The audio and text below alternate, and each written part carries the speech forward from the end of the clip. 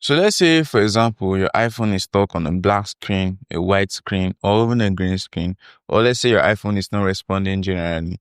Here's a quick video guide on how you can force restart your iPhone. So first things first, you are going to hold the volume up button, the volume down button, and the power button simultaneously. So let's hold the volume up button, volume down, and power button simultaneously.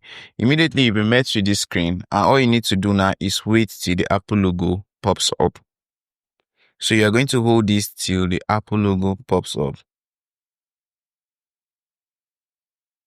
So as you can see, the Apple logo has popped up. Then you release the power button and allow the phone to reboot.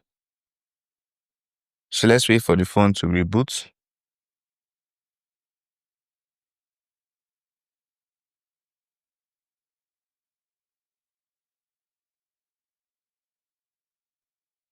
And there you have it. Your iPhone has been automatically force restarted.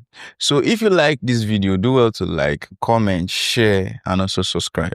Thank you.